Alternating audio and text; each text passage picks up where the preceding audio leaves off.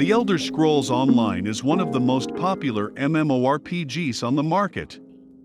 It stands out from the competition in ways that make it hard to compare it to other games on the market. As someone who's played both a ton of ESO as well as other popular MMORPGs, here's my review of Tamriel's Second Era. When I started playing The Elder Scrolls Online, it was a completely different game than it is now. It could more easily be compared to your typical MMORPG at the time. Start in one place based on your race selection, level up and follow a pretty linear path towards the end of the game. At this time, it was hard to call ESO anything special, and this was reflected in its historic loss of players. The Elder Scrolls Online is no longer that same game, and we have hard-working developers to thank for that. Over the game's lifespan, ESO's devs have gone through significant efforts to change the game. These efforts were made not only to improve upon the game's core and solve its problems, but to separate it from other games on the market. In this, they succeeded especially well.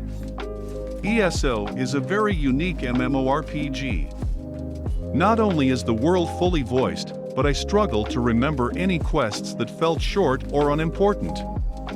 Unlike WoW or FFXIV, ESO is lacking in one-and-done, quickly finished side quests. Every quest in the game had a unique story attached to it, and often if not always leads into another.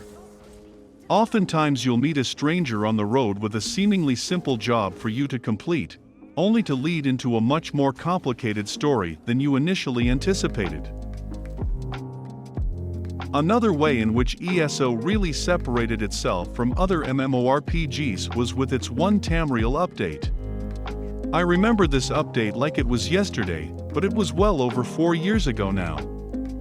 The One Tamriel update opened up ESO's map, freeing players from level requirements by scaling the environment to their level. I'm not sure quite how it works, but now a level 32 player and a level 10 player could take on the same quests together, doing the same amount of damage to monsters and earning scaled XP without losing out on any higher level skills or attributes. This meant that you could truly go anywhere and play with anyone. Without the worry of higher level mobs making the game unplayable, ESO players could now start in any region of the world they chose, as long as they could get there. To go along with this change, ESO's storytelling was changed slightly. If you completed the quest in one zone, it would lead into the next, but you could still take on a zone story with no knowledge of what came before it.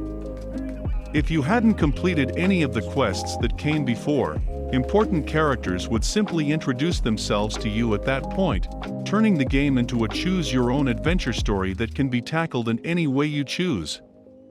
And thus, player freedom became the name of the game for ESO. In no other MMORPG have I felt the freedom to play the game the way I want, like in The Elder Scrolls Online. Aside from One Tamriel opening up the world, ESO simply has plenty of non-story content that you can explore at your pace without engaging in the story at all. Starting at level 10, players can tackle dungeons or PvP freely. ESO's dungeons are highly rewarding and can be used to take a player from level 10 to max level quickly, especially with the undaunted XP rewarded for joining the random dungeon queue. PvP in ESO is its own unique experience, with players fighting a real-time war in a massive battlefield, taking castles and towns from enemy factions with siege engines and fighting to hold them with NPC troops. There have been times where I left the starter zone in ESO, engaged in the wealth of side content available to me, and returned 30 or 40 levels higher than when I left, only to pick up like nothing happened. The freedom of choice ESO provides plays well into the non-committal nature of the game.